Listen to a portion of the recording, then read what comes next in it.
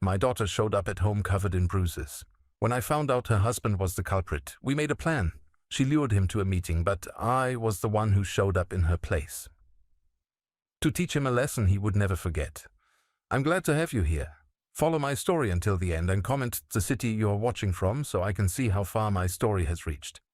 I'm James, and at 61 years old, I thought I had seen everything life could throw at me. 25 years in the military, 2 tours overseas, raising a daughter as a single father after my wife passed when Haley was just 12. I believed I could handle anything, but nothing, absolutely nothing, prepared me for what I discovered about my daughter's marriage. It started with small things that didn't sit right with me. Haley had always been the type to call me 3 times a week, sometimes more. We talk about everything from her job at the local elementary school to her weekend plans. But over the past 6 months, those calls had become sporadic, then forced, then almost non-existent. When she did call, her voice sounded different. Strained. Like she was reading from a script with someone listening in the background. I'd ask her direct questions about her life, and she'd give me these vague, rehearsed answers that made my gut twist with concern. The first real warning sign came on a Tuesday evening in October. I was in my workshop, sanding down an old rocking chair I was restoring for a neighbor when my phone rang. Haley's name flashed on the screen, but when I answered, all I heard was muffled crying. "Haley, what's wrong, sweetheart?" There was a long pause, then sniffling. "Nothing, Dad. I just wanted to hear your voice." That wasn't my daughter. Haley had always been direct, even as a child. If something was bothering her, she'd tell me straight up. This evasive, frightened version of her voice sent alarm bells ringing in my head. "Are you sure you're okay? You sound upset." "I'm fine, really. I should go. Martin will be home soon, and dinner isn't ready." The way she said it, like she was afraid of what would happen if dinner wasn't on the table when Martin arrived, made my blood run cold. But before I could press further, she hung up. I tried calling back immediately. It went straight to voicemail. I tried again an hour later. Same thing. For 3 days my calls went unanswered. When she finally called me back, she acted like nothing had happened, but there was still that strain in her voice, that careful way of speaking that told me she was walking on eggshells. The second warning sign came 3 weeks later. I had driven over to their house unannounced, something I rarely did because Martin had made it clear early in their relationship that he valued their privacy. But my instincts were screaming that something was wrong, and I'd learned to trust those instincts during my years in the service. I knocked on the front door and waited. I could hear movement inside, hushed voices, then footsteps. When the door finally opened, Haley stood there wearing a long-sleeved shirt despite the fact that it was nearly 80 degrees outside. "Dad, what are you doing here?"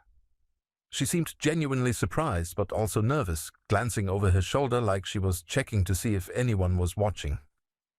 "I was in the neighborhood and thought I'd stop by. Can I come in?" She hesitated for just a moment too long. "Of course. Sorry, you just caught me off guard." As I stepped inside, I noticed she was favoring her left side slightly, the way people do when their ribs are sore. When I hugged her, she winced, just barely, but I caught it. Years of treating wounded soldiers had taught me to notice these things. "Everything all right, honey? You seem a little stiff." "Oh, I just pulled something at the gym yesterday. You know how clumsy I can be." But Haley had never been clumsy. She'd been a star athlete in high school, coordinated and graceful. And the gym excuse didn't sit right with me either. She'd never mentioned joining a gym before. We sat in the living room and I watched her carefully. She kept adjusting her sleeves, pulling them down to cover her wrists. Her hair was styled differently too, swept forward to partially cover her face in a way that seemed deliberate rather than fashionable. When Martin came home 20 minutes later, the entire atmosphere in the house changed. Haley immediately tensed, sitting up straighter, her hands clasping together in her lap, like a child who'd been caught doing something wrong. "James," Martin said with that fake smile he'd perfected, the one that never reached his eyes. "What a surprise. Haley didn't mention you were coming by." "It was spontaneous," I replied, studying his face. "Just wanted to check in on my daughter." "Well, that's sweet, but we actually have plans tonight, don't we, babe?" He looked at Haley expectantly, and I watched her nod quickly. "Yes, we're having dinner with Martin's colleagues. I should start getting ready soon. I stood up, but not before I caught sight of something that made my stomach drop. As Haley reached for her water glass, her sleeve rode up slightly, revealing a dark purple bruise on her wrist. The size and shape were unmistakable to someone who'd seen enough injuries in his lifetime. Those were finger marks. The third and final warning sign came just a week later, and it was the one that shattered any remaining doubt I had about what was happening to my daughter. I was doing my weekly grocery shopping when I spotted Haley's car in the parking lot of the medical center across the street. It was unusual because she'd never mentioned having an appointment, and she usually told me about those things. Something compelled me to wait to see if she was okay. 20 minutes later, she emerged from the building, moving slowly, carefully, like every step hurt. She was wearing sunglasses despite the overcast day, and she had that same long-sleeved shirt pulled up high around her neck. I followed her car from a distance, something that went against every instinct I had about respecting my daughter's privacy. But my parental instincts were stronger. She didn't go home. Instead, she drove to the old park where we used to go when she was little, the one with the pond where we'd feed the ducks. She sat in her car for nearly an hour, just staring at the water. Even from where I was parked, I could see her shoulders shaking. She was crying, the kind of deep, silent sobbing that comes from someone who's completely alone and scared. That's when I knew. That's when every protective instinct I'd developed as a father and a soldier kicked into high gear. My daughter was being hurt, systematically and deliberately, by the man she'd married, the man she'd trusted with her life. I drove home that night with my hands gripping the steering wheel so tight my knuckles were white. The rage building inside me was unlike anything I'd felt since the war, but this was different. This was personal. This was my child, the little girl who used to fall asleep on my chest while I read her bedtime stories, who trusted me to protect her from everything bad in the world. And I had failed her. She was suffering, probably had been for months, and she felt like she couldn't even tell me about it. But that was about to change. Because Martin had just made the biggest mistake of his life. He'd hurt my daughter, and he was about to learn exactly what happened to people who made that particular error in judgment. The next few weeks were the longest of my life.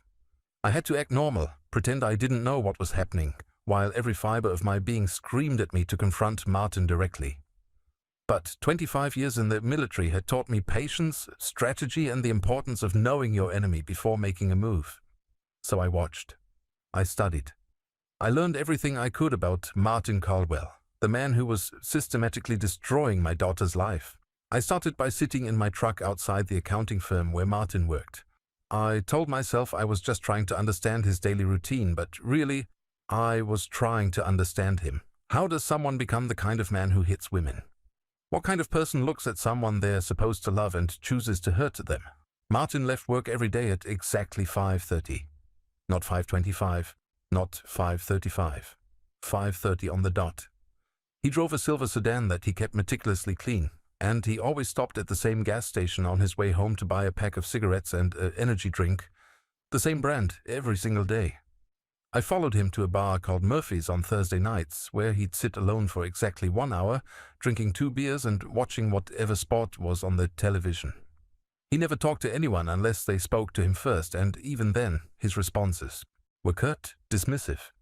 He had the demeanor of someone who thought he was better than everyone around him.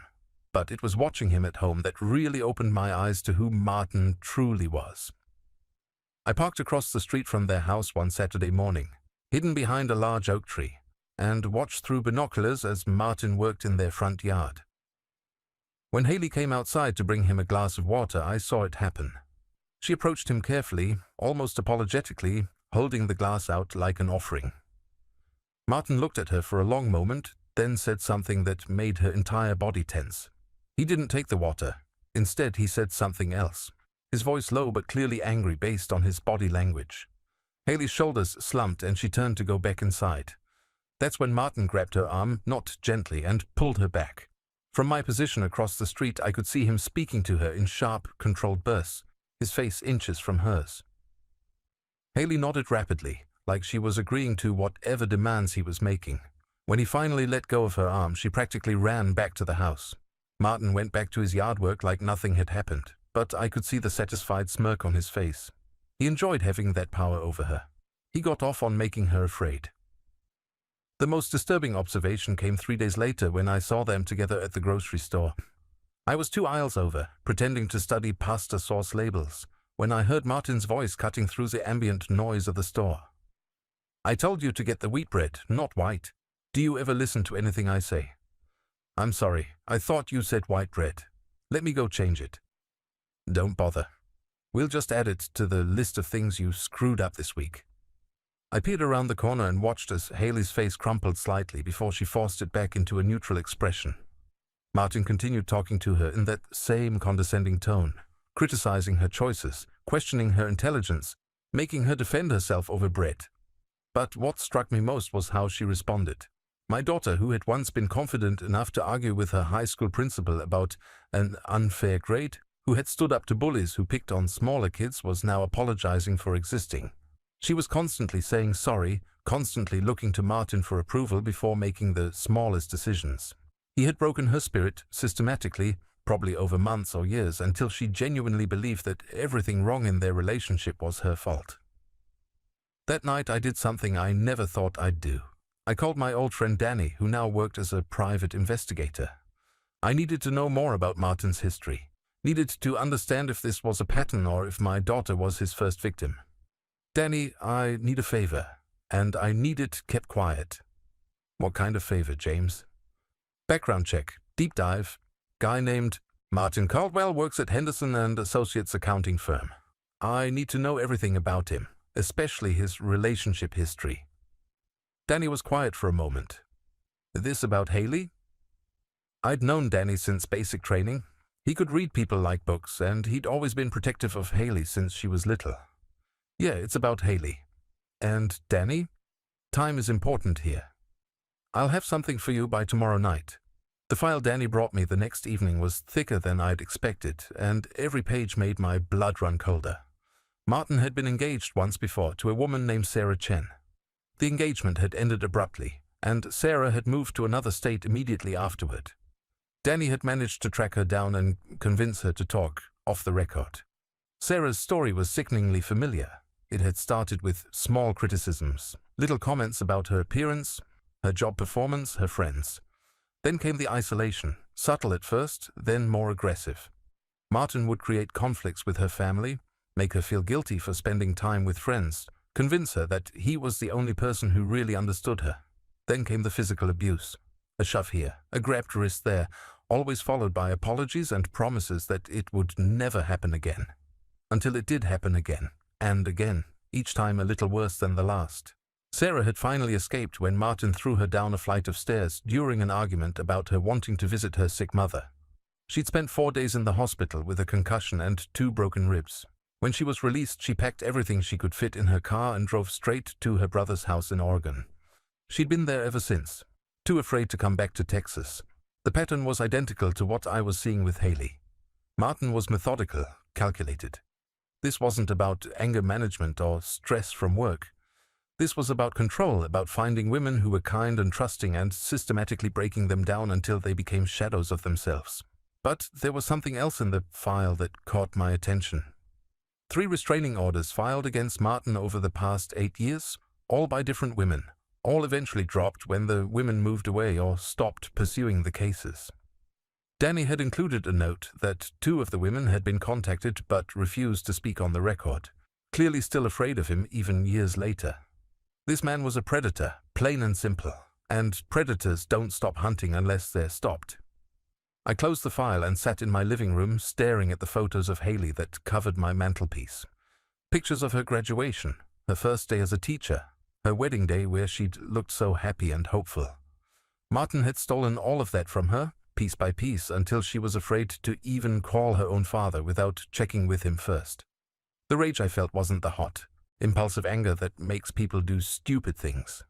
This was cold, calculating fury, the kind that had kept me alive in combat situations where thinking clearly was the difference between coming home and not coming home.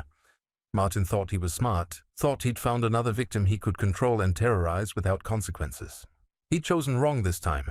He'd hurt the one person in the world I would do anything to protect, and he was about to learn what happened when you made an enemy of someone who had spent decades learning how to eliminate threats. But I needed more than just knowledge. I needed an opportunity, a way to get Martin alone where there would be no witnesses, no interruptions, no chance for him to run or call for help. I needed him to make a mistake, to give me the opening I was looking for. And based on everything I'd learned about his psychology, his need to control and dominate, I was betting that opportunity would come sooner rather than later. Men like Martin always escalated. They pushed boundaries until someone pushed back, and when that someone was me, he was going to discover that some people push back harder than he ever imagined possible. The call came on a Thursday evening while I was cleaning my rifle in the garage. I'd been maintaining my weapons more frequently lately, partly out of habit, but mostly because it helped me think clearly about what needed to be done. When my phone rang and I saw Haley's name, I answered immediately, but what I heard on the other end made my blood turn to ice. She was crying.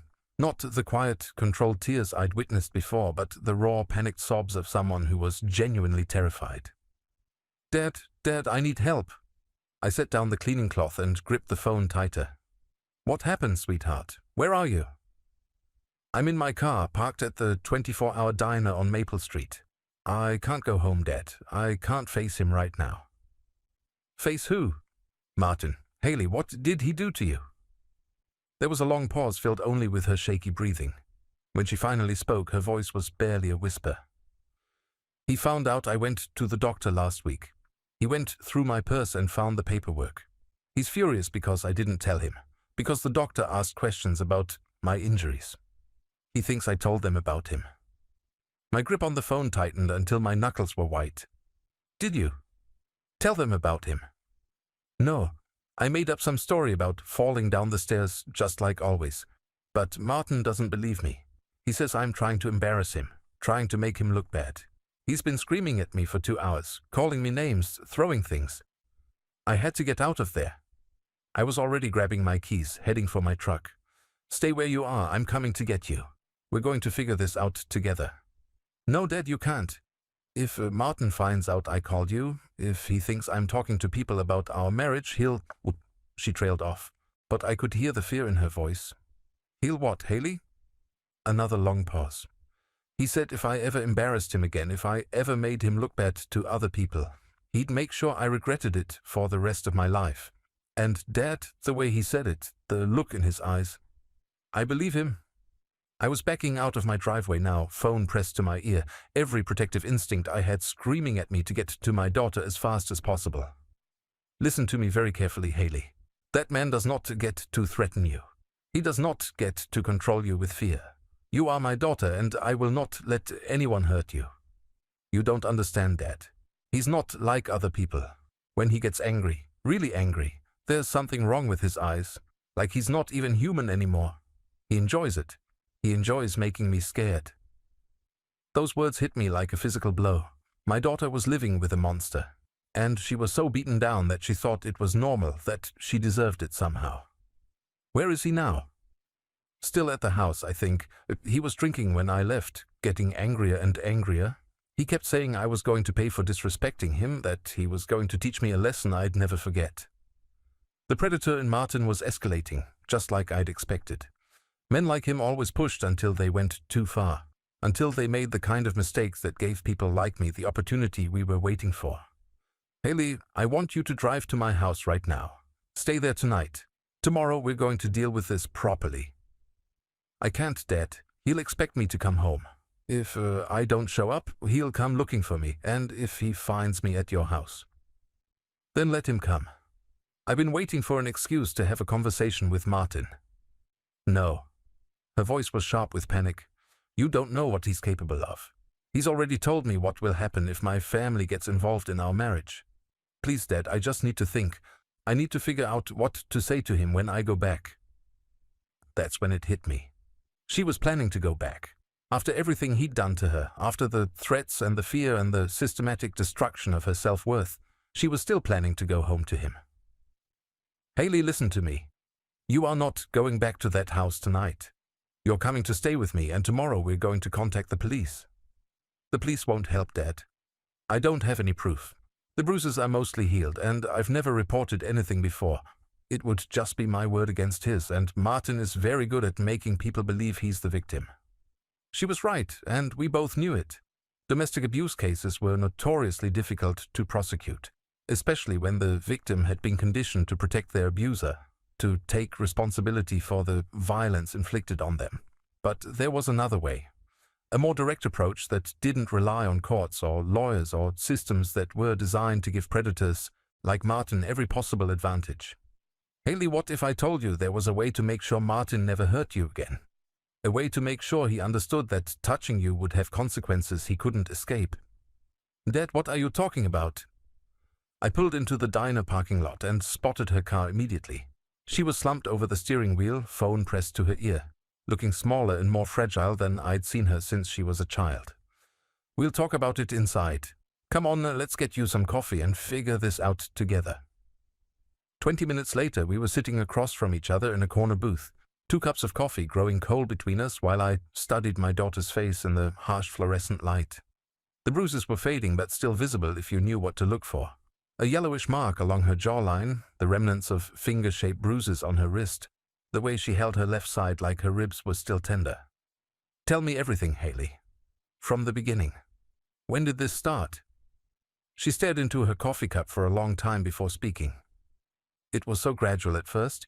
He'd criticize little things, make me feel like I was always doing something wrong.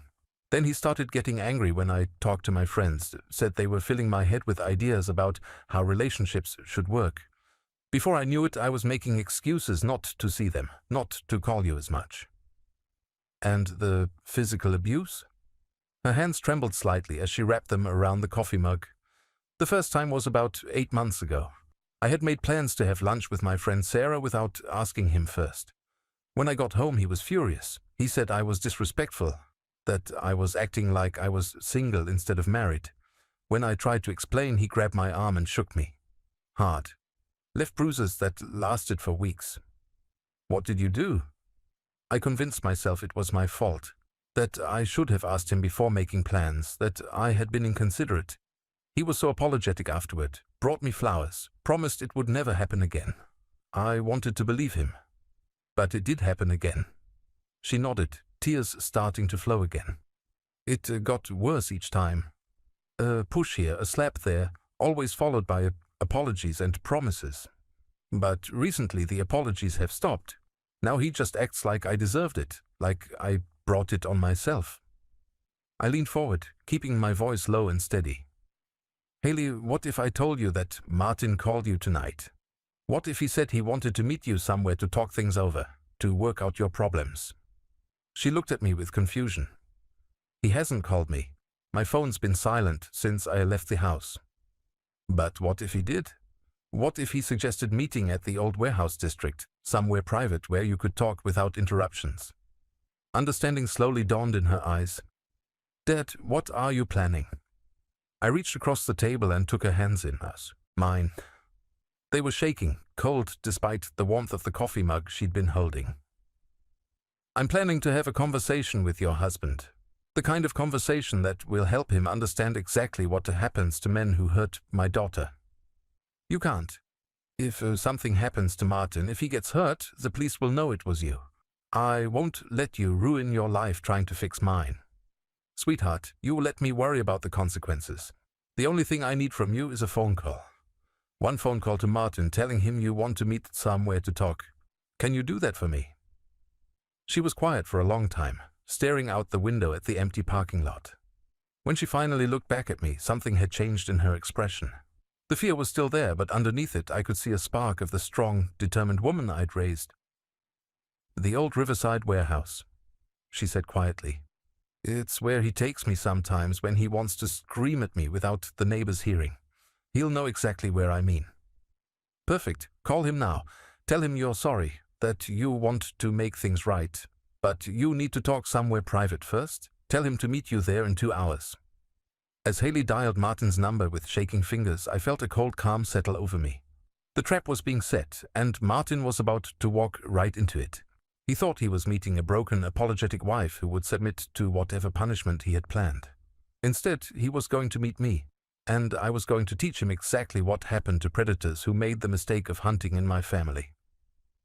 The conversation was brief. Martin was initially angry that she'd left the house, but when Haley used the submissive, apologetic tone he'd trained her to use, his attitude shifted to satisfaction. Yes, he'd meet her at the warehouse. Yes, they needed to have a serious conversation about her behavior. And yes, she was going to learn some important lessons about respect and obedience. As she hung up the phone, Haley looked at me with a mixture of terror and hope. "He'll be there in 2 hours. Dad, are you sure about this?" I squeezed her hand one more time before standing up. "I've never been more sure of anything in my life. Go to my house, lock the doors, and wait for me to call you. By tomorrow morning, Martin will never be a threat to you again." I drove home from the diner with the methodical calmness that had kept me alive through 2 combat tours. There was no room for emotion now, no space for the rage that had been building for weeks. This was an operation, pure and simple, and operations required clear thinking, proper preparation, and absolute commitment to the objective. The objective was simple: ensure that Martin Caldwell never hurt my daughter again. Back in my garage, I opened the metal cabinet where I kept my gear. Most people my age had toolboxes filled with wrenches and screwdrivers. Mine contained items from a different kind of life. Tactical gloves, sturdy boots that wouldn't leave distinctive prints, clothing that wouldn't tear or restrict movement. I dressed deliberately, each piece of equipment chosen for a specific purpose. I checked my watch. 1 hour and 15 minutes until Martin arrived at the warehouse. Plenty of time to get there early, assess the terrain, and position myself properly. In the military we had a saying: proper preparation prevents poor performance. Tonight there could be no poor performance. The Riverside Warehouse District had been abandoned for nearly 5 years, a casualty of economic downturn and shifting industry. It was the perfect location for what Martin had been doing to my daughter, isolated enough that no one would hear her crying or pleading. Tonight it would serve a different purpose. I arrived 45 minutes early and parked my truck 3 blocks away, approaching the area on foot through the shadows cast by broken streetlights.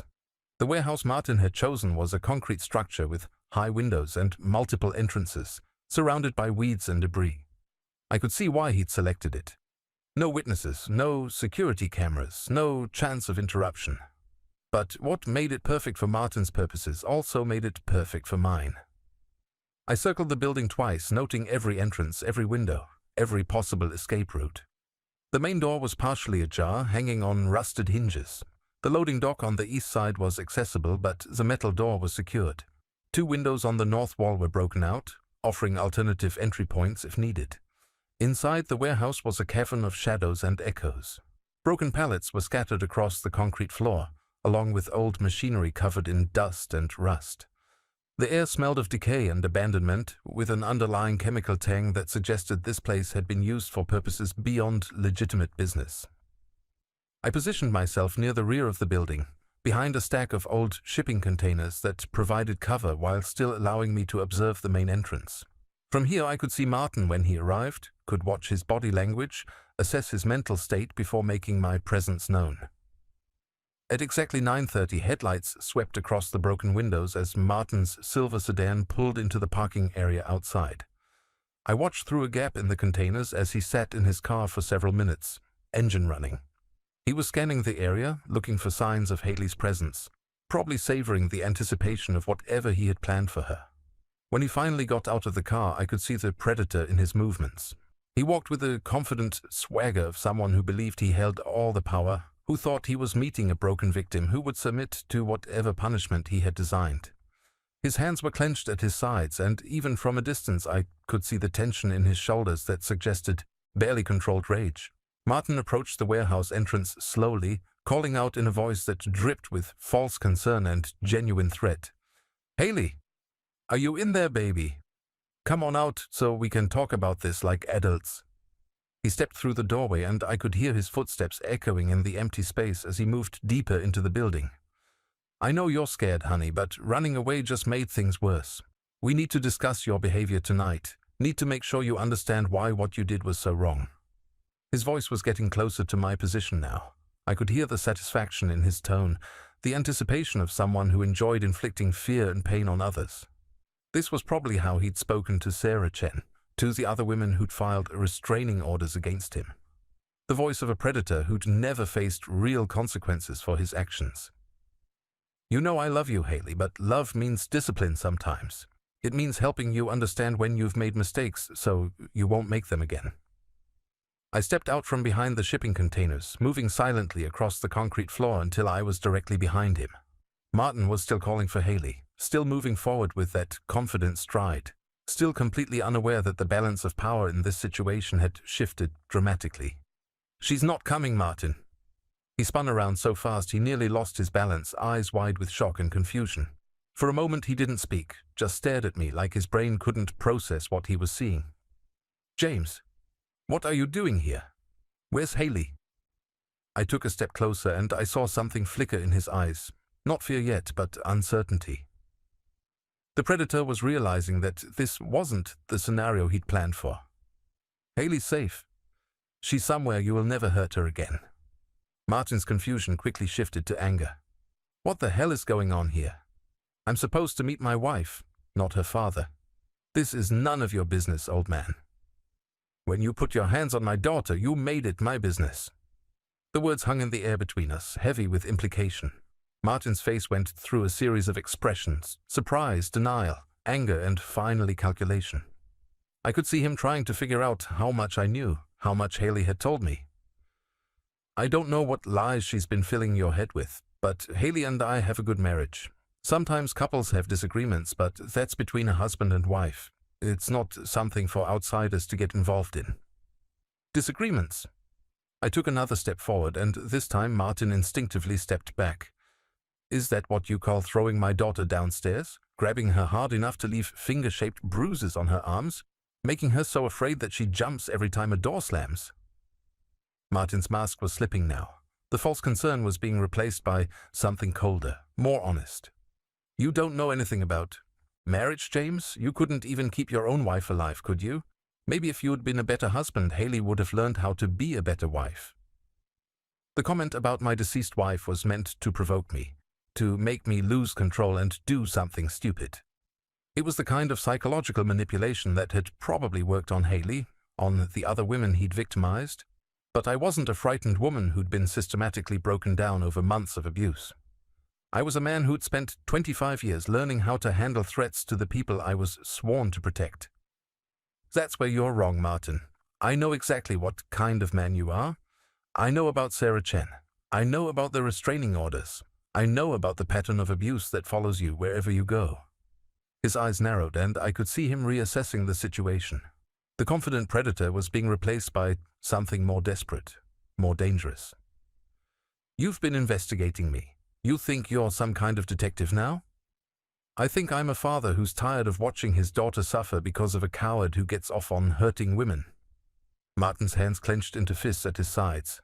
"Careful, old man. You're in no position to be making accusations. This is private property, and you're trespassing.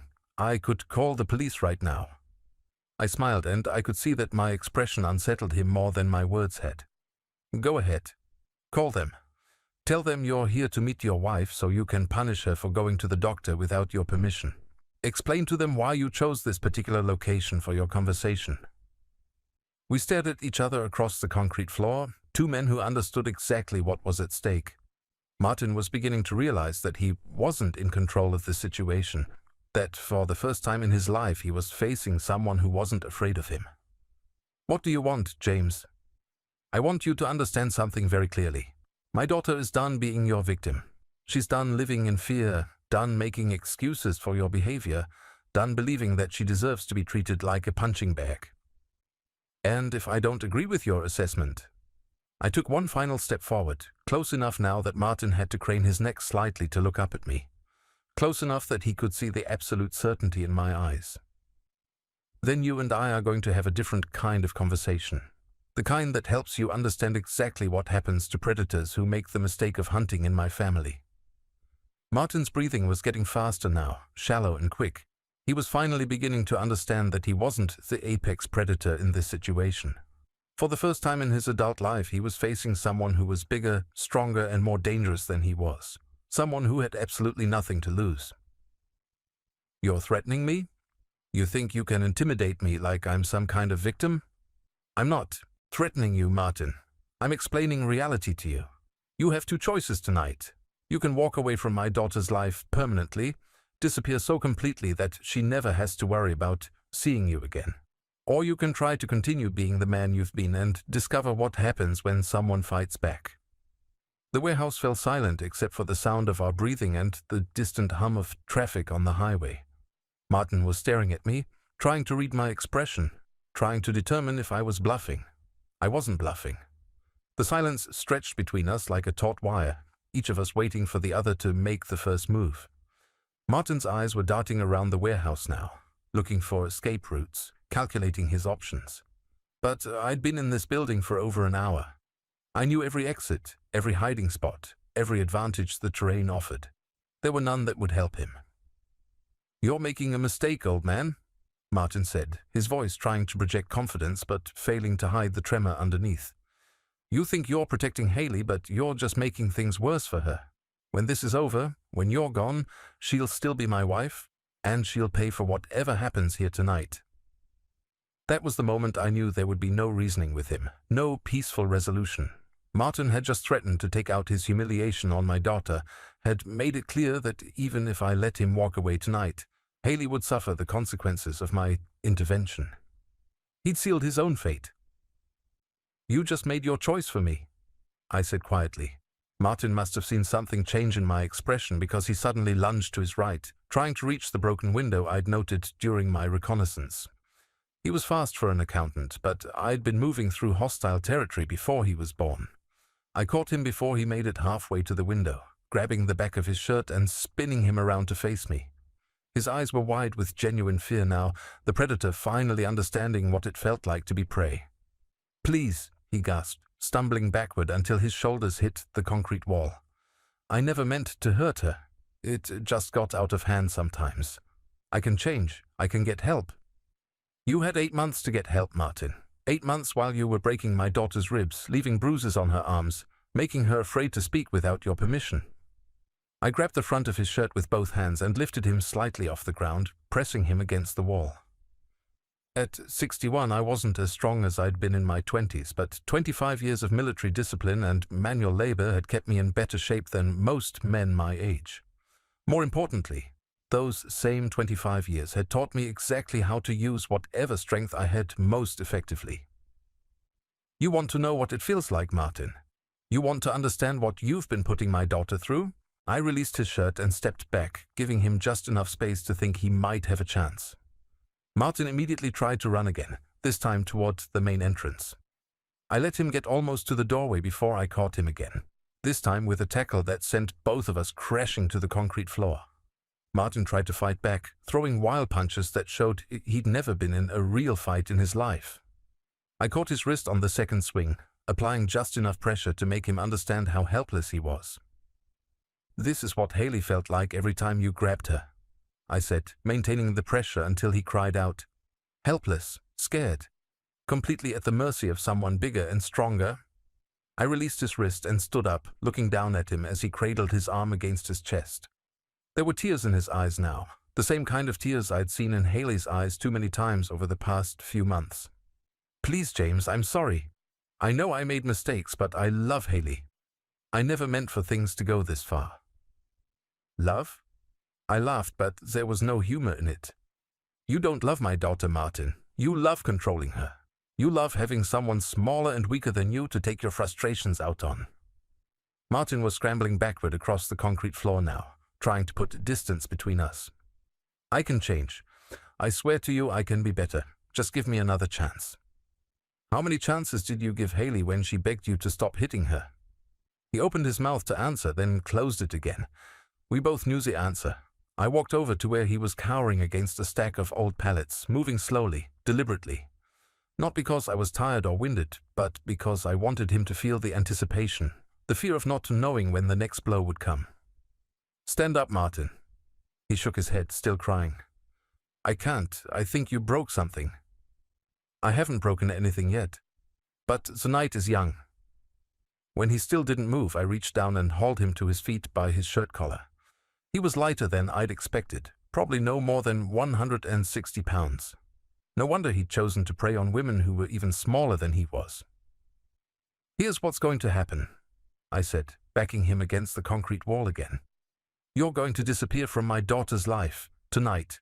You're going to go home, pack whatever fits in your car, and drive as far away from Texas as you can get. I can't just leave. I have a job, a lease, responsibilities." I grabbed his shirt again, lifting him until his feet were barely touching the ground. "Your responsibilities ended the first time you put your hands on my daughter. Everything else is just details." Martin was making choking sounds now, his hands clawing at my grip on his shirt. I loosened my hold just enough to let him breathe. "You're going to call Haley tomorrow and tell her the marriage is over. You're going to tell her it's your fault, that she deserves better, and that she'll never see you again. Are we clear?" He nodded frantically, gasping for air. "And if you ever come back to Texas, if you ever try to contact my daughter again, if I even hear a rumor that you're within 500 miles of her, we'll have another conversation. One that won't end with you walking away." I released him and stepped back. Martin collapsed to his knees, coughing and rubbing his throat. "Do you understand what I'm telling you, Martin?" "Yes," he whispered. "I understand." "I don't think you do." I reached into my jacket pocket and pulled out the file Danny had compiled on Martin's history. I dropped it on the concrete floor in front of him, the pages scattering in the dim light. "This is everything I know about you. Every woman you've hurt, every restraining order, every time you've used your fists to solve problems that required a man instead of a coward." Martin stared at the papers, his face going pale as he recognized names, dates, incidents he'd probably convinced himself no one else remembered. "Sarah Chen is living in Oregon now, working as a nurse, still afraid to come back to Texas because she thinks you might find her. The other women you terrorized have scattered across the country, all of them carrying scars you gave them."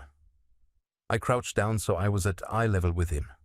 "But here's the thing about bullies, Martin. Eventually they pick on the wrong person. Eventually they go after someone whose family doesn't run away." Martin was shaking now, his whole body trembling with fear and adrenaline. "What do you want from me?"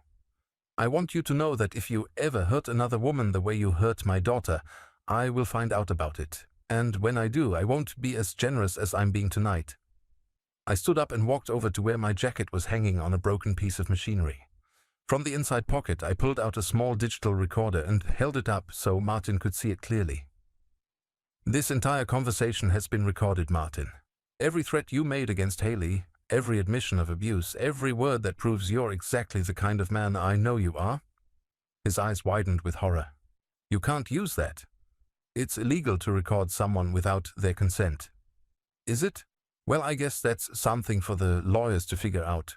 Of course, by the time any legal proceedings get started, copies of this recording will have found their way to your employer, your landlord, your neighbors, maybe even some of those women you thought would stay quiet forever." I put the recorder back in my pocket, watching as the implications sank in. "Unless, of course, you follow my instructions exactly. Disappear from Haley's life, leave the state, and never hurt another woman again.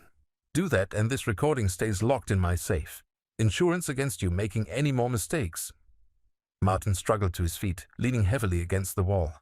His face was a mess of tears, snot, and genuine terror. For the first time in his adult life, he was experiencing the helplessness he'd inflicted on others. "I'll go," he whispered. "Tonight. I'll pack my things and leave tonight." "Smart choice." I walked toward the warehouse entrance, then turned back to look at him one final time. "Martin, the women you hurt before my daughter, they were alone. They had no one to stand up for them, no one to make sure you faced consequences for your actions. That's the only reason you got away with it for so long." I stepped closer and he pressed himself back against the wall. "But Haley isn't alone. She has me. And if you ever forget that, if you ever think enough time has passed that it's safe to come back, remember this night. Remember how it felt to be helpless. Remember how it felt to be afraid." I left him there in the darkness, collapsed against the concrete wall, finally understanding what it meant to be the victim instead of the predator. As I walked back to my truck, I felt a weight lifting from my chest that I'd been carrying for months. My daughter was free, and Martin would never hurt her or anyone else ever again. I drove home through empty streets, my hands steady on the steering wheel, my mind clearer than it had been in months. The clock on my dashboard read 11:43, and I knew Haley would be waiting up for me, probably pacing the floor of my living room, worried about what had happened at the warehouse.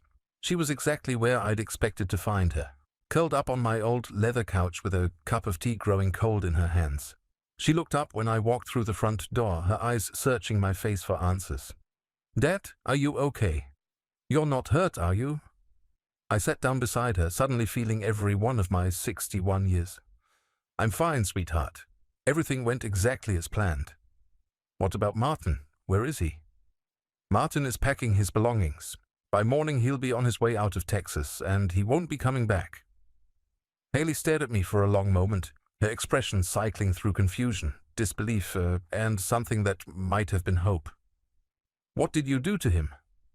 I explained the situation to him in terms he could understand. He's decided that leaving town permanently is in his best interest.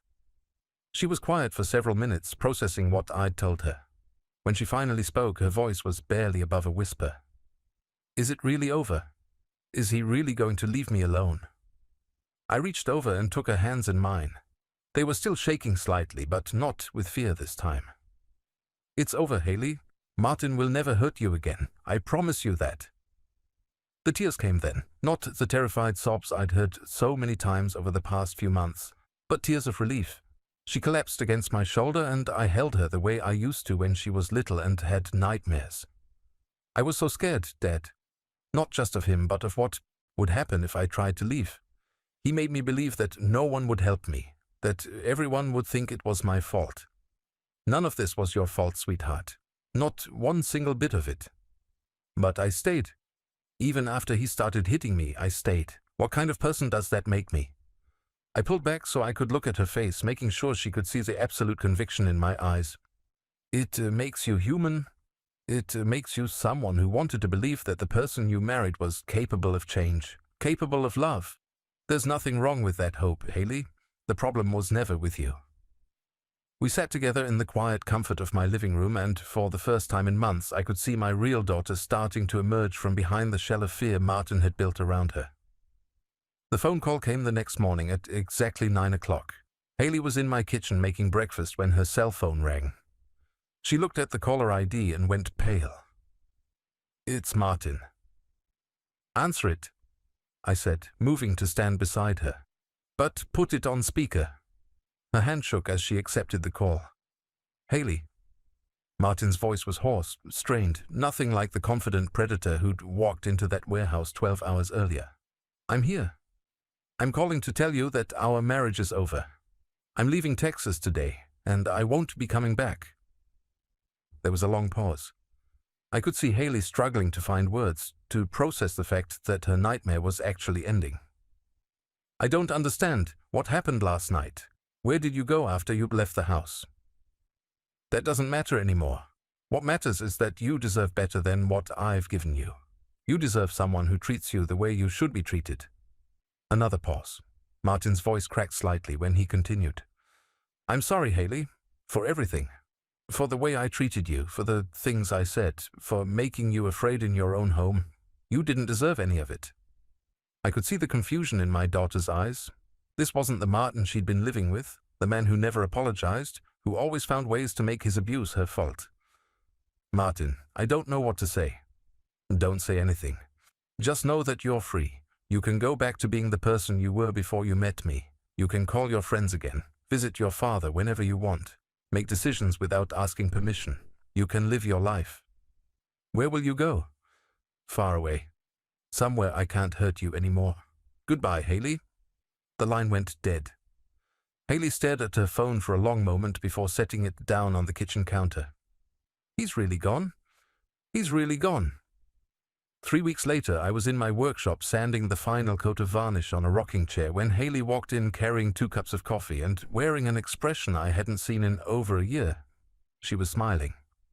Really smiling, not the careful, forced expression she'd worn around Martin, but the genuine, radiant smile that had been missing from her face for so long. "I got a call from the school district today," she said, settling into the old chair I kept in the corner for visitors. "They offered me the position teaching 4th grade at Riverside Elementary, the one I applied for 6 months ago." "That's wonderful, sweetheart. When do you start?" "Next Monday." The previous teacher had to leave suddenly due to family circumstances. She paused, taking a sip of her coffee. Dad, Martin used to tell me I wasn't smart enough to handle a full classroom by myself. He said the only reason I got hired as a substitute was because they were desperate. I set down my sandpaper and looked at her directly. And what do you think now? I think he was wrong about a lot of things. That afternoon, Haley asked me to drive with her to the house she'd shared with Martin. The landlord had called to say that Martin had broken his lease and disappeared, leaving behind most of his belongings and a month's rent to cover the early termination. I need to get my things, she explained as we pulled into the driveway. My books, my teaching supplies, the photos of Mom. The house felt different now, smaller somehow, less threatening. Martin's presence had been erased so completely it was hard to believe he'd ever lived there at all. His clothes were gone from the closets, his toiletries removed from the bathroom, his controlling influence lifted from every room. In the bedroom, Haley packed her belongings methodically, carefully folding each item as if she were packing for a long journey rather than just moving back home temporarily, which in a way she was. This was the beginning of a new life, one where she wouldn't have to ask permission to visit her father or apologize for having her own opinions. Dad. She was holding a framed photo of her and Martin from their wedding day, both of them smiling at the camera. What should I do with this? I looked at the photo, at the man I'd confronted in that warehouse, at my daughter when she still believed in fairy tales and happy endings. What do you want to do with it? She stared at the picture for a long moment, then walked to the kitchen trash can and dropped it inside. I want to remember who I was before I met him, not who I became when I was with him. 6 months later, Haley had found her own apartment. A bright, cheerful place with big windows and space for the art supplies she'd stopped using during her marriage. She was thriving in her new teaching position, had reconnected with friends she'd lost touch with, and was slowly rebuilding the confidence Martin had systematically destroyed. We were having dinner at my house when she brought up the subject I'd been wondering if she'd ever ask about. Dad, what really happened that night at the warehouse? I'd been prepared for this question for months, had thought carefully about how to answer it. I had a conversation with Martin about the consequences of his actions. He decided that leaving town was his best option. That's all? That's all that matters. She studied my face for a moment, then nodded. I don't need to know the details. I just need to know that it's really over. It's really over, sweetheart. Good. She reached across the table and squeezed my hand. Because I have some news. I've been seeing someone. My protective instincts immediately kicked in. Oh? Tell me about him. His name is David, and he's a teacher at the middle school. He's kind, patient, and he makes me laugh. Real laughter, not the nervous kind I used to do around Martin. I could see the happiness in her eyes, the natural glow that came from being with someone who appreciated her rather than diminished her. And the most important thing about David, she continued, is that he reminds me every day that I have value, that my thoughts and opinions matter, that I deserve to be treated with respect. That's how it should be. I know that now. I might have forgotten it for a while, but you reminded me who I really am. You saved me, Dad. I shook my head. I just gave you back the strength you already had. You saved yourself, Haley. You found the courage to call me that night, to trust me with the truth. That took more bravery than anything I did. As I drove home that evening, I thought about the choices we make when the people we love are in danger. Some people call the police, some hire lawyers, some try to work within systems that don't always protect the innocent. Sometimes, though, the only language a predator understands is force. Sometimes the only way to stop a bully is to show him what it feels like to be afraid. I'd made my choice that night at the warehouse, and I'd do it again without hesitation. Because Martin was gone, Haley was safe, and justice had been served in the most direct way possible. My daughter was free, and that was worth everything.